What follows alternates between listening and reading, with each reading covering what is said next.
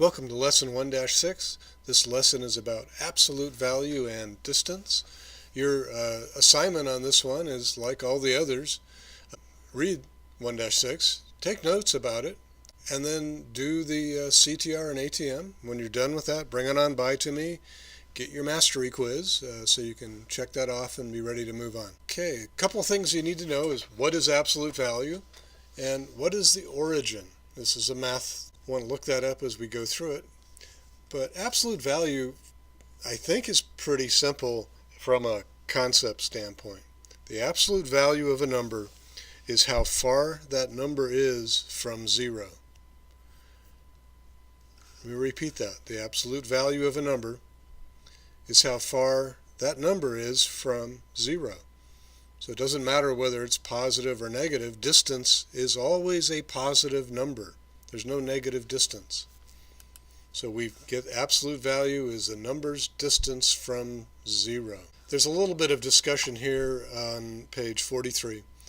The symbol for absolute value is two vertical lines. That's one way to do it. I'll show you another way when we start talking about how to use the calculator. And if x is greater than 0, that's a positive value, then the absolute value of x is just equal to that number. If x is less than 0, in other words, if x is a negative number, then the absolute value of x is the opposite of whatever number x was. Clear? Cool. Okay, remember, absolute value. The absolute value of a number is its distance from 0. When we have expressions with absolute value, it's important that you make sure you really understand what's going on with them. And if you're graphing them, make sure you're graphing enough values to have a representative sample. The discussion here on this page, page 44, discusses why that might be true and how you could perhaps be misled if you didn't look at a representative sample of values. Okay, that's really about it for discussion of the lesson. I'm going to go through a few examples for you of things you might encounter, and that'll be coming up in just a second. Great. Hey, this is the guided example part of 1-6. We're going to look at some absolute value problems and how they might be best be solved. So let's get started with it. So the first one is just something pretty straightforward. We mentioned absolute value is the distance from 0. So let's say I have absolute value. Here's my absolute value symbols are these straight lines. And I'll put in here negative 89. So the absolute value of negative 89 is how many units away from 0 is that, and that is 89 units.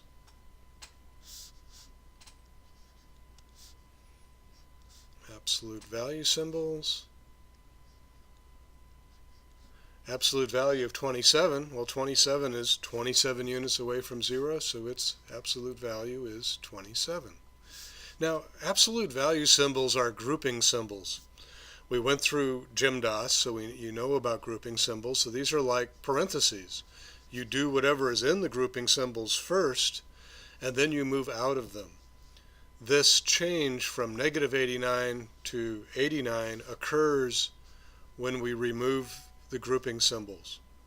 So if I have something like this, a negative 33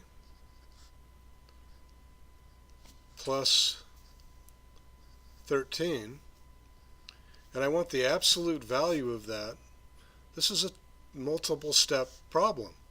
In that first I have to do the negative 33 plus 13. So if I'm going to put those together, that's a negative. I'm going to go in a positive direction. So that's going to give me the absolute value of a negative 20. And the absolute value of a negative 20 is 20. We wouldn't first apply the absolute value to this and remove that negative and end up adding 13 plus 33. First we do what's in the grouping symbols, we get our result, then we apply the absolute value symbols.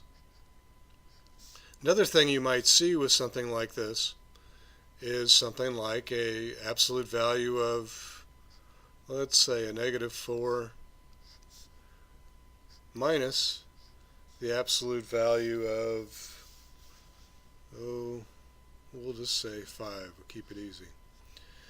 So here's a case of where we're adding or subtracting absolute values, and the absolute value symbol only applies to what is internal to it. So only what's inside. It doesn't have anything to do with this negative sign here.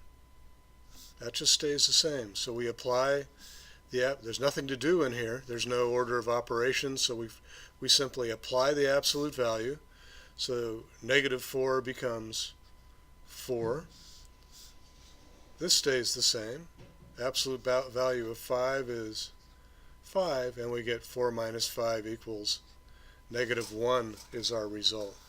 So the absolute value symbol only applies to those terms that are within it.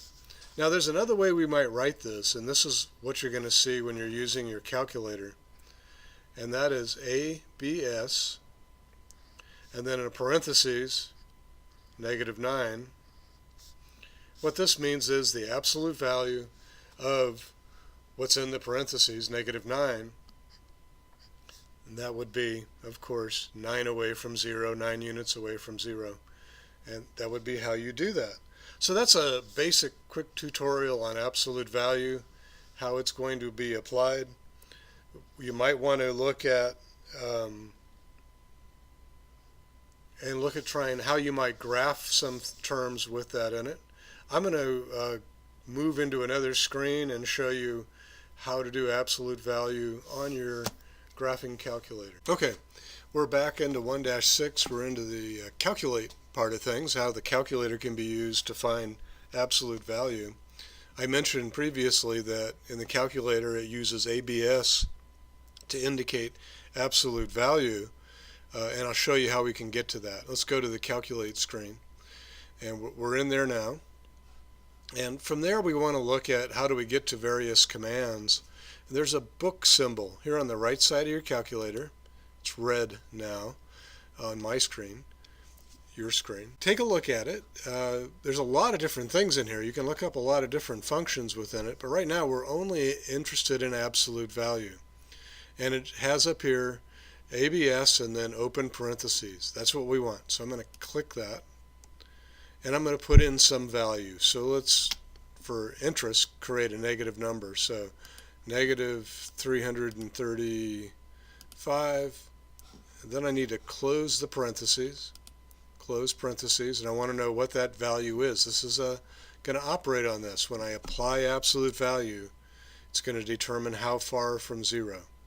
So I press enter, and I now know that a -335, the absolute value of a -335 is 335 units from 0.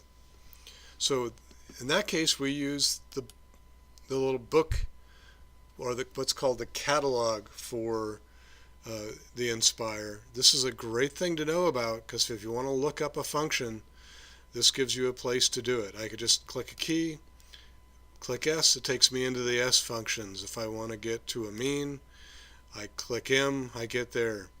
So I can move around within this a lot of different ways.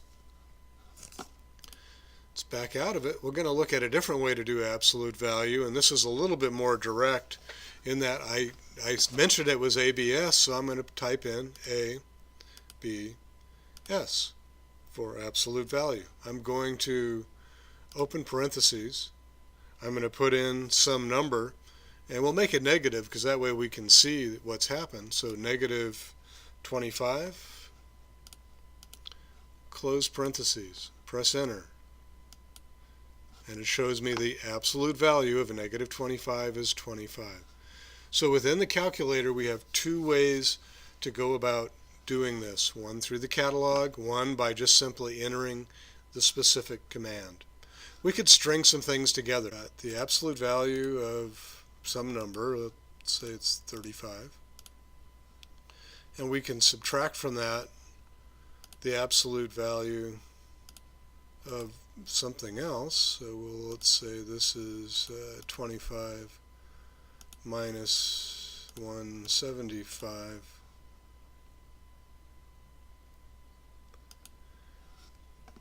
And I've got now this kind of string of things here, but first I apply absolute value here and here, then the subtraction gets done, and the calculator is going to do that, and I end up with a negative 115.